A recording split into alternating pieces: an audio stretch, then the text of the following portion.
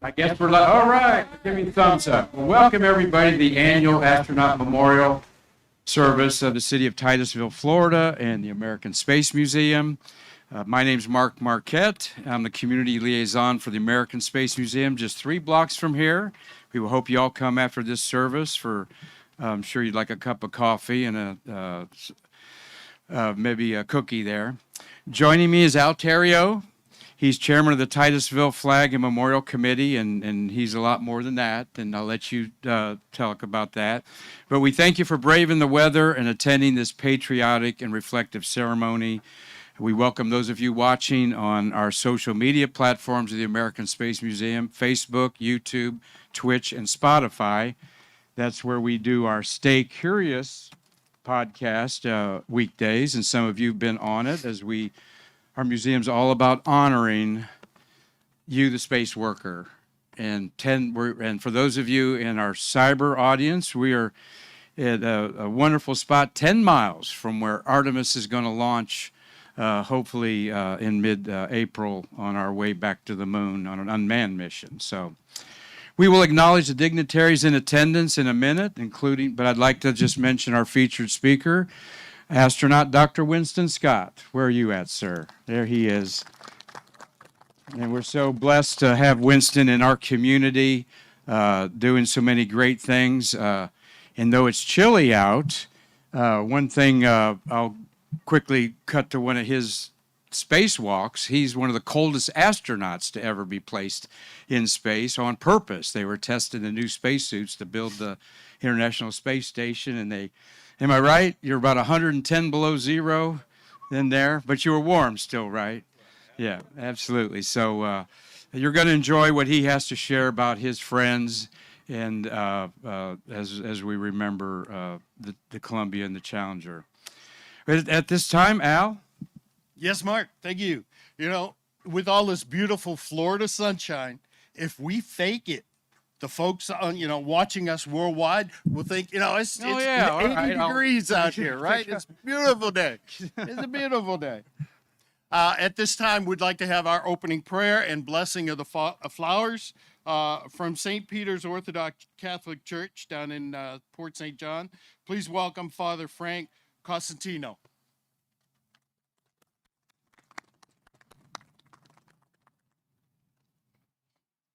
Thank you. Good morning, everybody. Good morning. As I will be praying, I'm praying in a way as to not insult anybody. I'm praying in a general fashion that applies to everybody, because some people have different beliefs and different things. Heavenly Creator, we come before you this day, bowing our heads in humble adoration to hear the words of our prayers for our heroes who have gone before us, who represented the pride and courage of this great nation.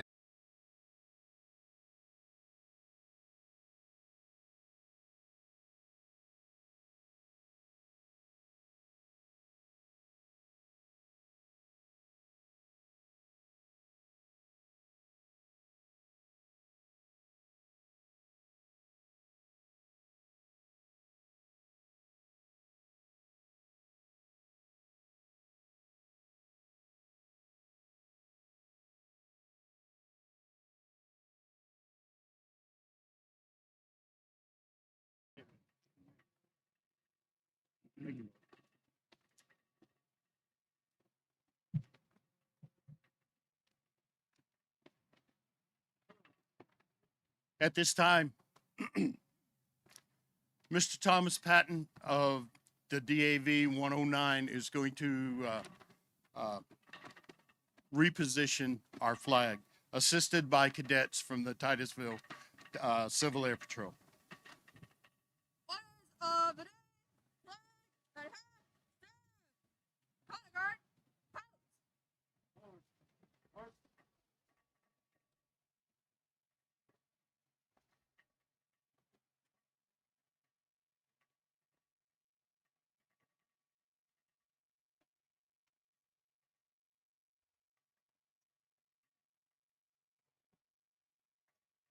Inward, big. Refund, arms.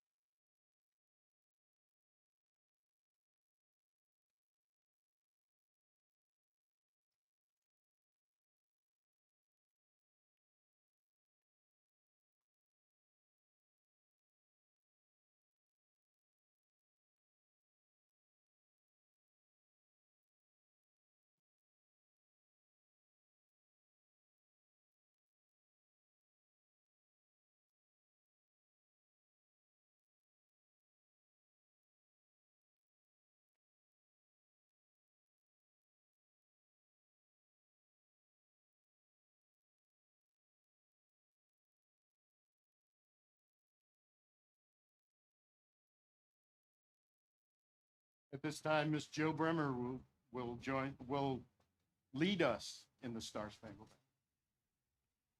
If you'd like, please join me.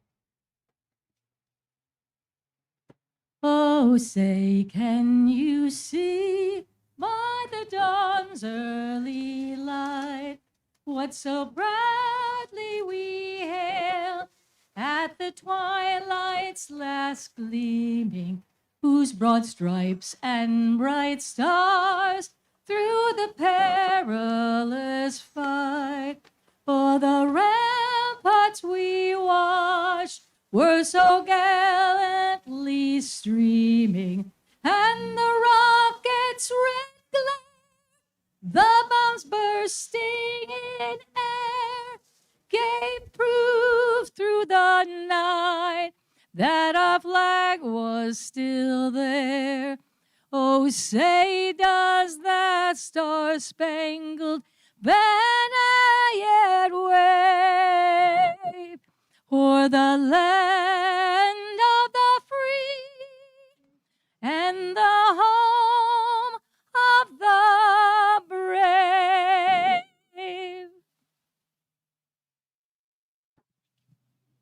Titusville is so awesomely fortunate to have our own Betsy Ross. Miss Jonda, Irwin with the Pilots Club of Titusville. Please join me in the pledge to the flag.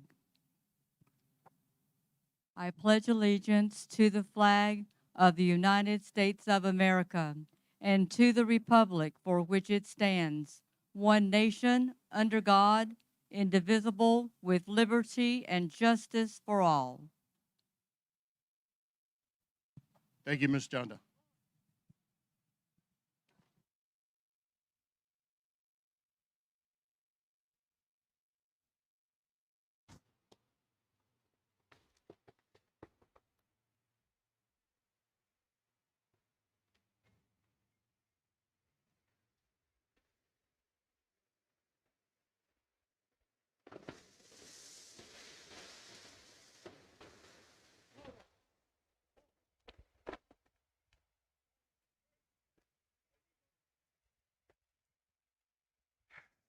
Thank you very much.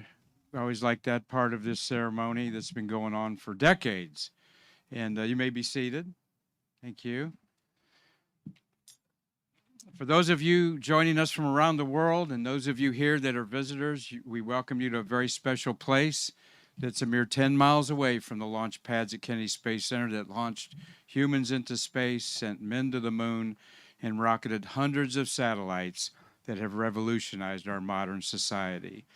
And it's always proud to represent the museum because we call you people our national treasures in a very serious light, that you've done things that no other nation has done before. Today here at beautiful setting at Sandpoint Park next to the Indian River and a block away from our Spaceview Park over there, where elaborate monuments are surrounded by many of your space workers' names over there, and is quite an homage to the birth of the space age that happened right here where we're standing. Over there, if you haven't visited, is at the Apollo Monument is a life-size statue of President John F. Kennedy. Sandy Storm was the sculpture that did all this over there. More than 30 handprints of astronauts are preserved in bronze for all eternity. The only place in the world you can put your handprints on Gene Cernan, a moonwalker, last man on the moon, or Neil Armstrong. We also have Neil at our museum, along with Sally Ride and Eileen Collins and some others. Of course, I'm standing in front of a special flagpole that's in a circular landscaped enclosure. And at the brick floor are the bronze plaques of the names of each of the 17 astronauts. And so we are ready for the flowers? Actually. No, we got to introduce the dignitaries. Yes. Yeah, yes. Where am I? Here we are. Yes, all right. We thank Al. You take over there for the second. All righty, sir. Yeah. You know, I love when you talk about the the Astronaut Park, seeing many visitors come to the city and to the area. They don't know about that. It's one of our hidden secrets. So everybody that's listening, that's watching, come down to Titusville, and there are some multiple hidden secrets for you. At this time, I would like to welcome our mayor of Titusville, the Honorable Dan Diesel, to do the official welcome. Yeah, come on up, sir. All right.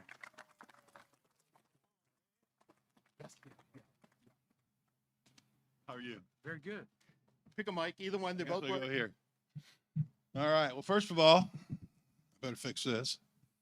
I would say as I was getting ready, like you, if we were getting ready to go to a launch, we'd be looking for the no-go. But because you guys are who you are, I knew we'd have a go.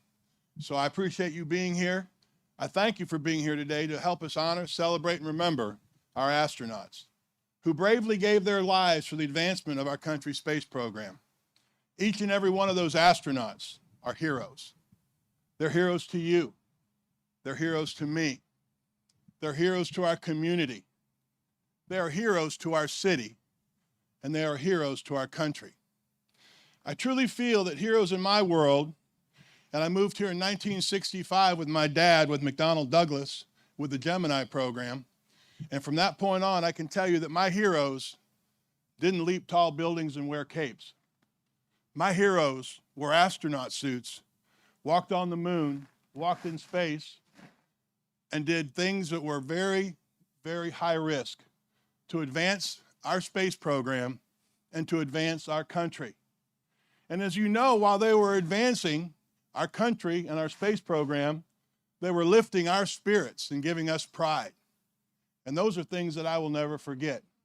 Just like you, I will never forget where I was for each one of these brave astronauts' loss. But I also will never forget where I was when the first spacewalk took place, when the first walk on the moon took place. And I'll be very honest with you, I lived in a household with my dad, we weren't going to miss it.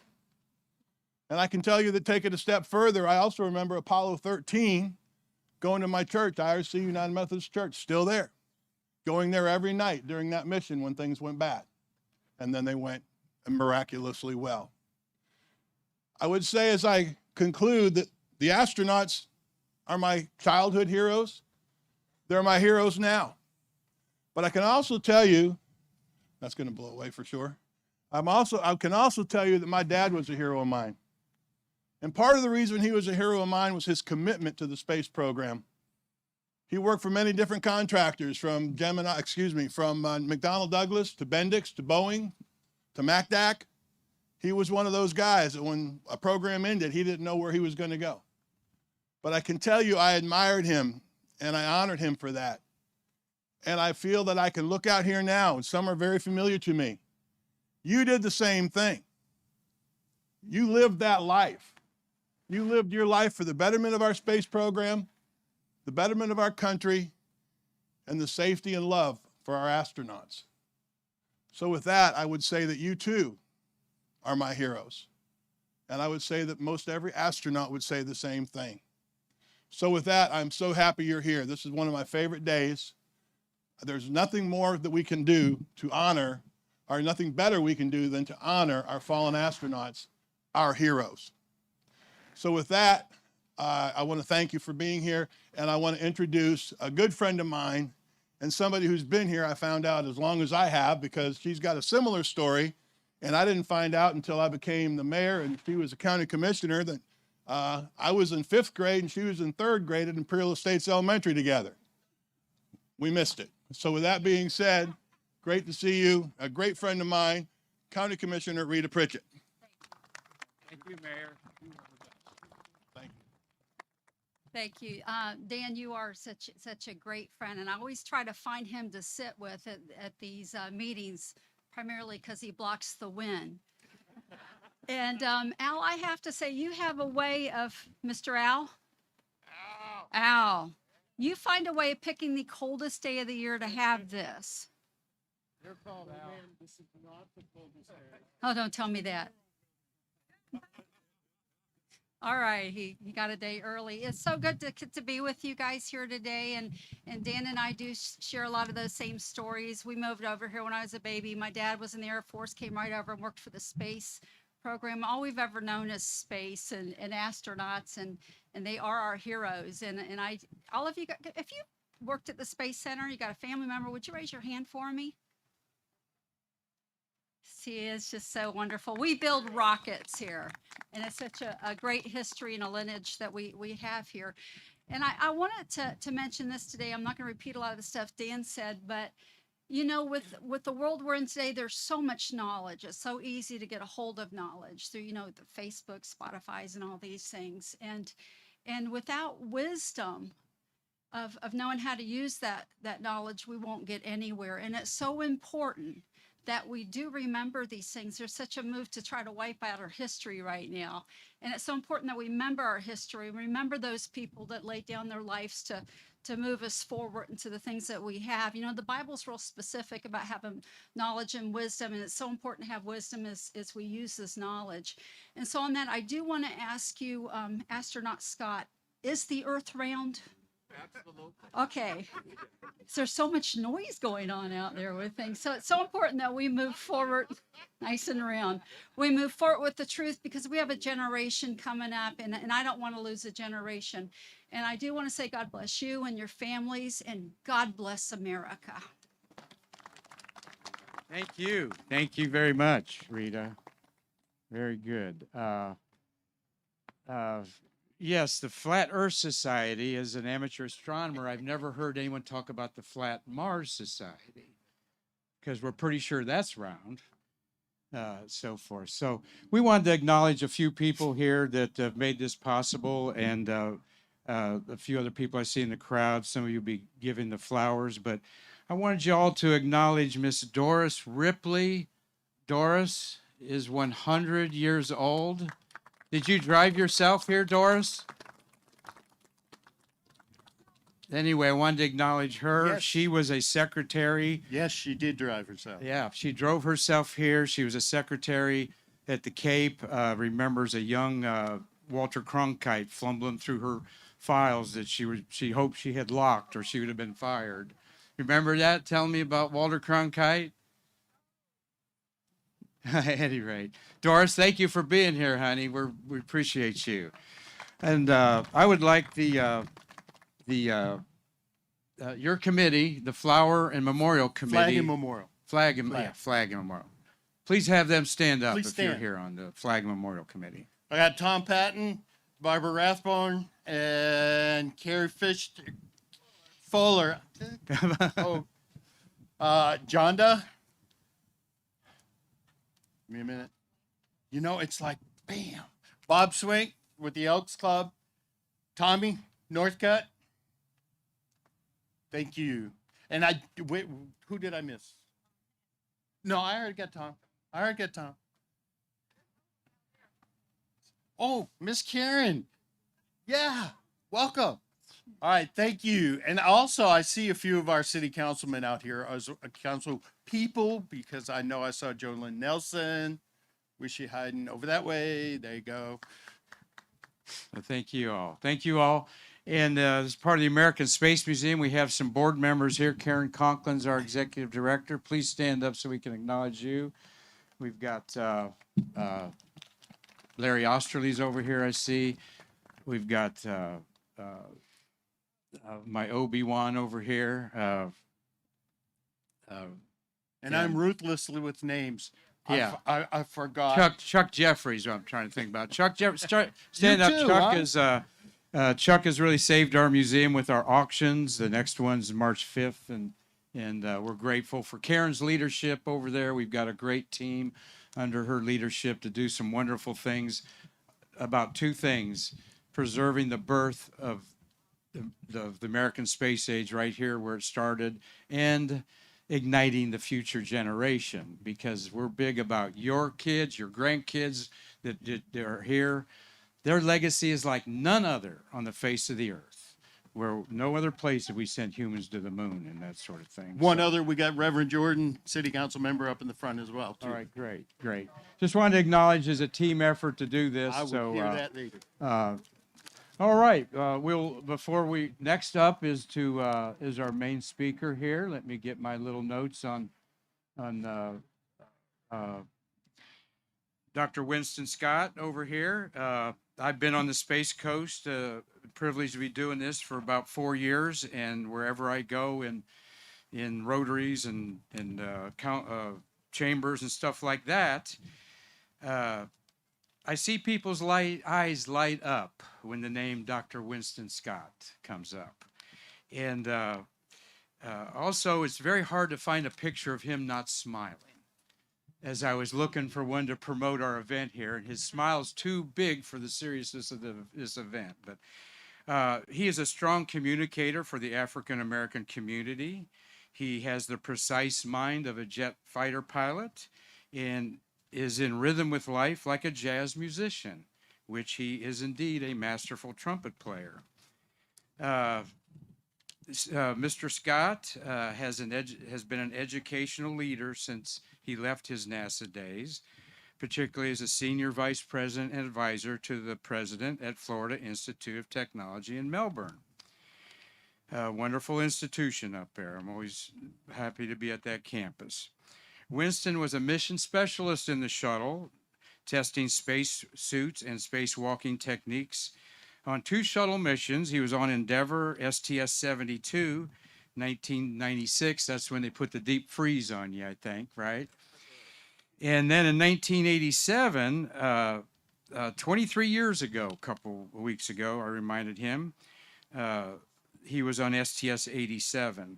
He spent 24 days in space, 3 spacewalks, totaling 20 hours, which is a lot of training and work, folks. You just don't put on a thermal underwear and run out there, of course. But when this man comes up here, envision him grabbing an orbiting satellite with his bare hands, right? I love that part about you. He was a Navy pilot. So those of you that fly F-14s, FA-18, A-7 Corsair II, and helicopters.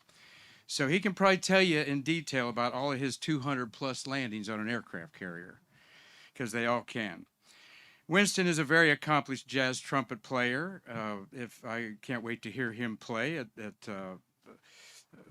something around here that we'll do.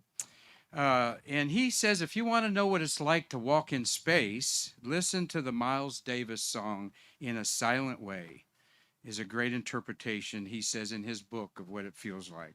In his book, Reflections from Orbit, is a nice little short tome there that really hit home with me because he had a seminal man in his life called a Mr. Ledoux in high school that completely changed this man's life in high school by getting him into college.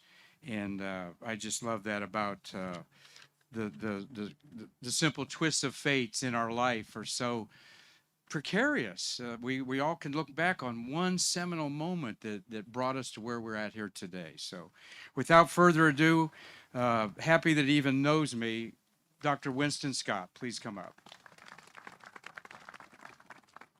All right, thank you. Thank you. His hands are warm. Thank you very, very much. And how's everybody doing this morning? You're doing good. Life is good in spite of all the craziness that's going on in the world. We have a beautiful day here in Florida. Happy to be here. Thank you so much for allowing me to come out and share just a few remarks with you. I'd like to recognize the Civil Air Patrol young people, because everything we do in America, everything we do in the space program is about Earth, is about the future. They are the future. You guys did a really great job for us, so I want to pay particular attention to them. I also want to pay attention to Miss Ripley. I don't know her, 100 years old. 101? Fantastic. I've got my Corvette over there. After this thing is over, I think I'm going to turn you loose in it, and I bet you could whip that thing all over the place. But seriously speaking, very glad to be with you. I'm just going to share just a few remarks with. As I was sitting here listening to the introduction, several things did strike me. First of all, it is chilly here in Florida, relatively cold, and it didn't occur to me until you mentioned it that it was 25 years ago, almost to the day, that we landed from my first space flight on Endeavour. And as I think back on it, when we launched on January 11th, it was cold, unusually cold. We landed on January 20th, 25 years ago. It was unusually cold when we landed. And as Mark alluded to, although I like to think I'm the coolest astronaut, I was pretty cold in space because I got to test improvements to the EMU, the Extravehicular Mobility Unit. And as I think back on it, I can remember being outside on the spacewalk, latching my boots into foot restraints on the sill as we approached a night pass. So I'm standing there, I'm latched down, the sun is shining on me. I could feel the warmth inside my suit. As we traveled at 17,500 miles per hour, I could look over my shoulder and see the Terminator, that line between day and night. The Terminator passed over in just a few seconds, and all of a sudden I'm in darkness. And just in a few seconds, I could feel the chill begin to beat into my suit. I had all kinds of new thermal improvements on that suit, so I turned them on one by one, and over the next 45 minutes during the dark pass, I gave NASA a commentary and an evaluation on how that suit worked. We got down to over more than minus 100 degrees during that night pass. But I do have all 10 fingers and all 10 toes. Nothing froze off up there. I looked out over my shoulder. I could see the Terminator coming again. We passed through that gray area, and all of a sudden I'm in sunlight, and I can feel the heat begin to beat down into my suit, and I deactivated those devices. And so I am the coldest astronaut, I think, that ever flew in space. It was a very successful test. After that, when we did our deorbit burn, we entered the atmosphere, we descended, and we landed safely back here at Kennedy Space Center. I was very fortunate because I was able to complete a mission and safely return to Earth, whereas the astronauts we're here to remember today were not so successful in that respect. They were not able to come back from their successful mission because, as you know, they lost their lives in service to this country and in service to NASA. But it's interesting how you look at things, and maybe I look at things a little bit differently. I can remember when, I don't really remember Apollo 1. I was kind of young then. I remember when Challenger happened before my days in the program. And I remember Columbia because I know all the Columbia astronauts. They were my peers. I knew them all. And when those things happen, it's sad for us. It's a very, very sad day. But on the other hand, perhaps it should not be all that sad because when I returned from space, I descended. I went down and came back here and landed in this place. But perhaps we should think of our fallen colleagues as ascending. They went up, they went higher, and I like to think they're in a place that's far, far better than where I am right now. And if I'm fortunate and blessed, one of these days I may be able to go up there and join them again. It is said that a person is never dead until the last person on earth who remembers them is dead. What I think we ought to dedicate ourselves to doing is never allowing them to die, never allowing their memories to be snuffed out. We want to keep them alive by memorializing them, and we do so in a couple of ways. One is by holding ceremonies like this. Thank you all for coming out today, for joining with me to remember them, to keep their memories alive. Another way that we want to keep them alive is by continuing to push, to support, to be sure that our country continues to move forward into space. It is very important that America continues to lead space exploration to, in the words of the science fiction people, boldly go. We want to continue to boldly go out into space and to achieve new heights and to explore new worlds. Only then can we be sure that those who lost their lives did not do so in vain. So thanks again for allowing me to just share a few thoughts with you this morning. You have been a wonderful audience. God bless you. God bless America. God bless and rest in peace our fallen heroes. Thank you. Very much, sir. Yeah. Thank you very much, Dr. Scott, for those uplifting words. We love that. It's Al, we're going to introduce. except for the fact that I want to address Captain Scott for just a second. I think it's amazing that you were in the Endeavor and you came back on the Endeavor. Right now, my cadets are in the process of choosing a new slogan for the unit. Their choice has been Endeavor to Excel, spelled after the Endeavor. So thank you. At this time, we're going to bring Miss Jill back up. Sorry.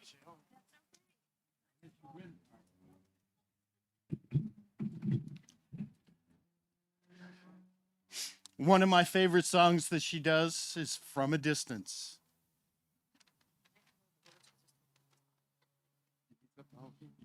You got it? Thank you all.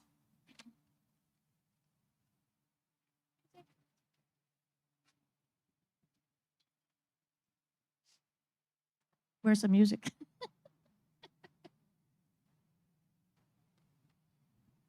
Sound booth, we got the music?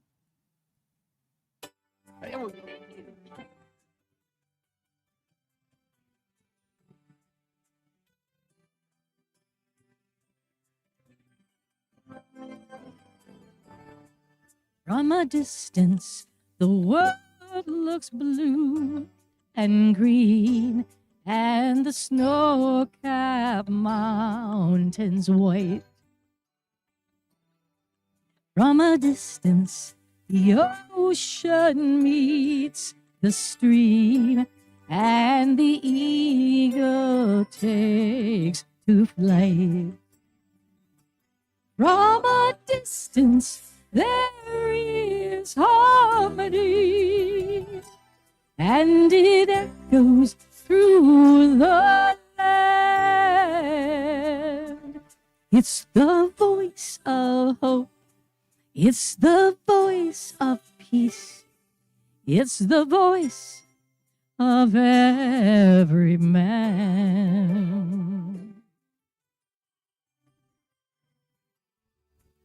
From a distance, we all have all we feel, and no one is near. And there are no guns, no bombs, and no disease, no hungry mind.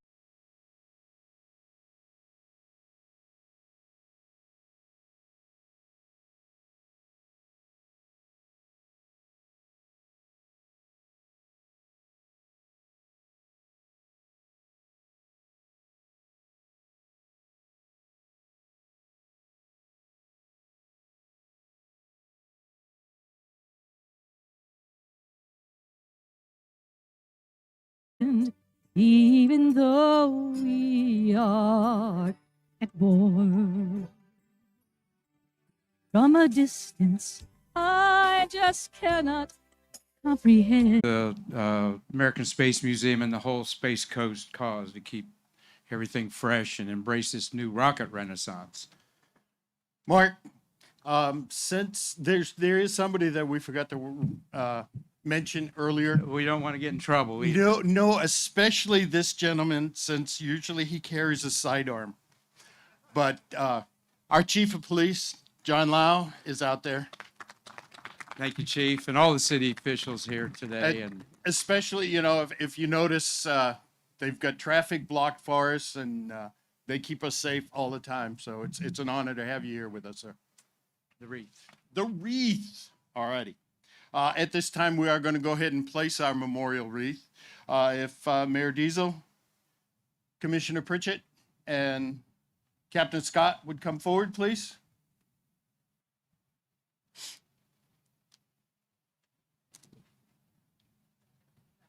You know very well, I'm sure.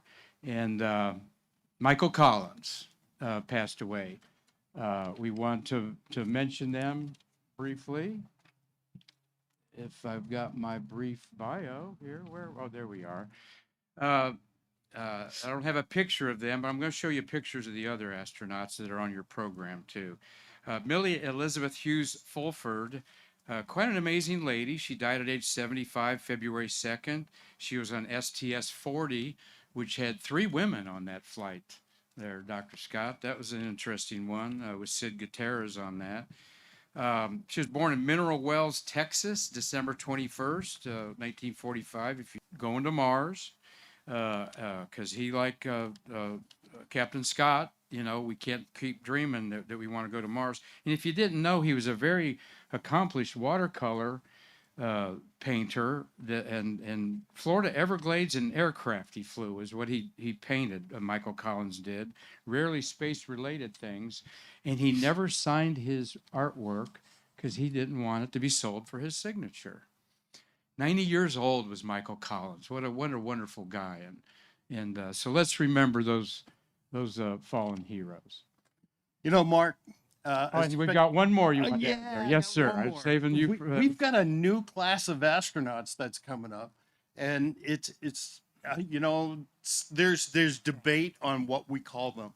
You know, some want to say they're astro tourists, which, hey, you know, I'm waiting for the coupon day so that I can join that club. But Glen de Vries, who rode up who rode up with William Shatner on the Blue Origin flight, tragically passed away in an private aircraft crash this past November as well. So we want to keep that in mind as well. Indeed. Thank you, Al. Well, let us honor our fallen heroes. This morning is January 29th, 2022, and we want to keep alive the accomplishments of the 17 astronauts who lost their lives in the tragedies that ironically occurred during the same week of the year. The Apollo 1 fire, January 27th, 1967. The launch explosion of Challenger on January 28th, 1986. And Columbia reentry tragedy on February 1st, 2003. These 17 pioneers exemplified the best America has to offer in courage, integrity, and persistence. They knew the risks of spaceflight, they savored the rewards of being an astronaut, and they sacrificed their lives in the pursuit of knowledge and exploration.